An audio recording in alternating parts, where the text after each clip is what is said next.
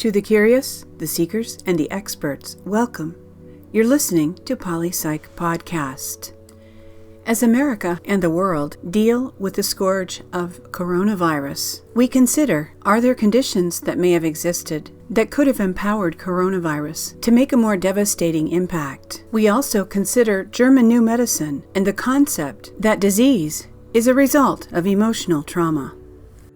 I do want to go back to something that you touched on, Ken, that the coronavirus was man-made. And Don, I think that you also touched on that. I'm giving some visuals here of some articles that pretty much substantiate that. I don't want people to think that we're just taking hip shots at that. And in the context of, was this planned? If this virus would have hit following a war or some kind of a serious conflict, it may well have had more dire consequences. Historically, when we see pandemics that followed a war, they can be far more deadly.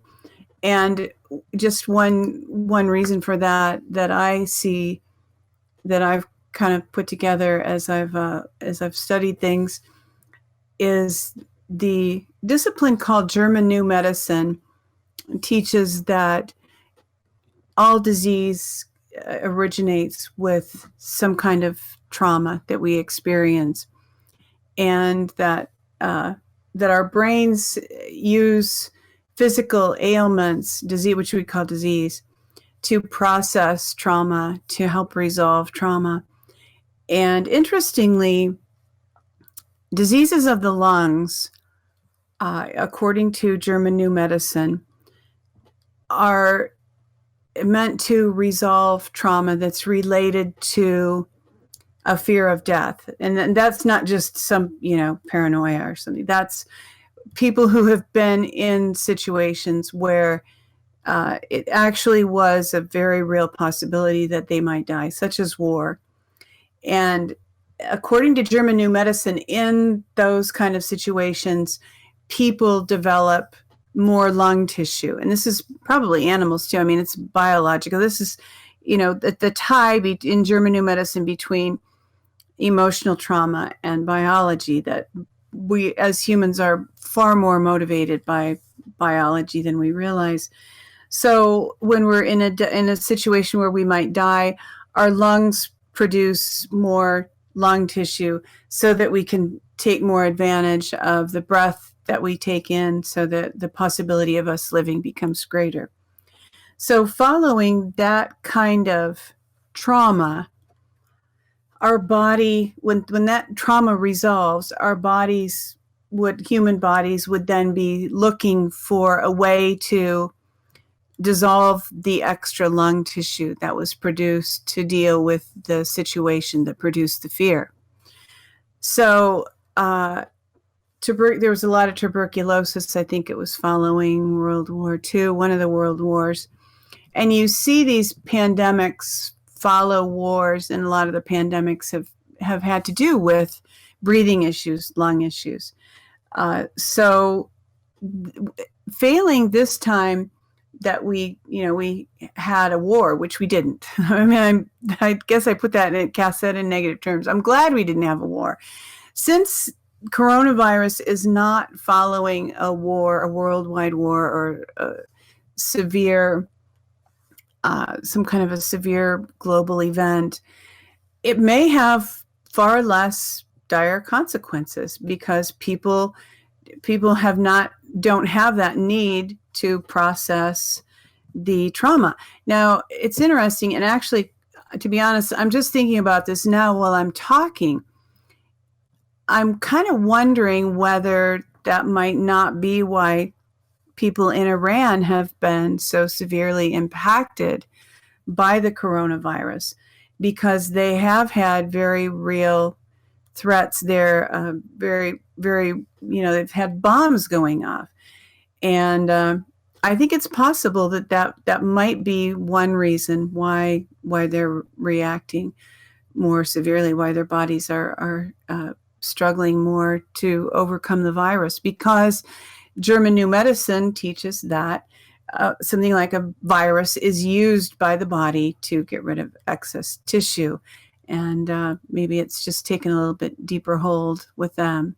Yeah, great point, Cindy, that the virus is definitely having less of an effect than was anticipated, and a big part of that reason, as you just said, could very well be that this was meant to be introduced in a time where there was extensive worldwide trauma. It doesn't mean that those people that have died haven't experienced horrible things, and they've definitely been traumatized. But it's a great reminder of how important it is to stay positive and to find ways to decrease stress in your life. And you did remind me of something that I want to point out here. One of the tweets I also noticed earlier today, I think, and this is from Alessa Bocci. A daily reminder that China silenced Dr. Li Wenliang, who had warned of coronavirus in Wuhan before the outbreak. Li Wenliang died weeks later after contracting the virus. Many Chinese now remember him as a national hero and are starting to doubt their government. So, wow, God turns even horrible things to good, because the Chinese people doubting their government, doubting the Chinese Communist Party, it would be definitely a good thing. The virus itself seems to have been, whether intentionally or unintentionally, very well tailored to the lifestyle, the indoor lifestyle, and the surface contact and so on. If we imagined that we were still in an agrarian culture, I don't know if this virus would have taken hold. And I'm also not certain that it would take hold if we did, spend more time outside, at least in the astringent environment, sunlight and so on. And so it's almost like a cooperative arrangement. The virus shows up, and if it's not supported, or if it's not able to find a host, then it just becomes another probably random permutation of the DNA strand. But this one seems to have zeroed in pretty effectively on all the weak spots at once. Aspiration, surface contact, and it's highly infectious. So this is why I'm really kind of, it's a side issue, but the thought occurred to me as I was listening, that it does attack a certain lifestyle and an industrialized culture that has just, been hit head on by this thing. And I think we'll get through it. One of the things that we haven't mentioned yet, and we definitely want to mention since we're talking about this coronavirus, is that it does seem to be exacerbated by 5G technology. For the next wave of internet protocol, particularly that is produced by the Chinese, the Chinese 5G. So if you have been paying attention, you know that Wuhan is actually a 5G hub within China, and it's not surprising, with that in mind, that not only did the virus come from there, but it has an environment there in which the people are weakened by the 5G, and the virus is more able to get a foothold there. And one of the things that's coming out is that the Chinese people are beginning to understand that this has the earmarks of something that they don't like their government for. And there was a viral video that is making the rounds, and there's a new version of it out today with a whole bunch of more screenshots, but it's just of one Chinese man talking to President Trump, and he's saying, "Donald Trump, don't trust China, China asshole."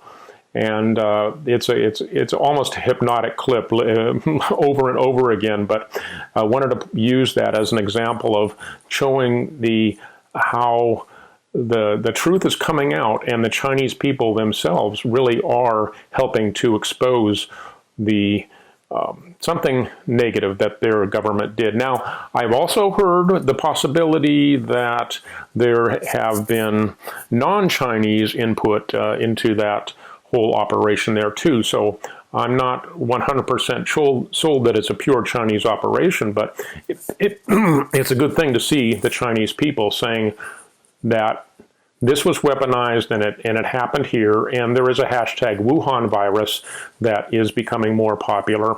So really, and President Trump also emphasized that it did originate in China, because there is a campaign, and I have another tweet about that I'm not going to read, but that there is an alternative narrative that is trying to be pushed in China. The sources, news sources there, so-called news sources there, are saying that it originated in America. So truth is important, and it's important to learn from these things, and that's really what we're trying to say here today is stay calm, learn from this. We have a bright future. Thank you for listening to this presentation. We hope that you have enjoyed it as we have. If you have, we would ask that you please click like, subscribe to us on YouTube, subscribe to us on BitChute. For some interesting perspectives, follow us on Twitter. And, if you have a moment, visit our website. Again, thank you for joining us, and until next time, stay well, take care.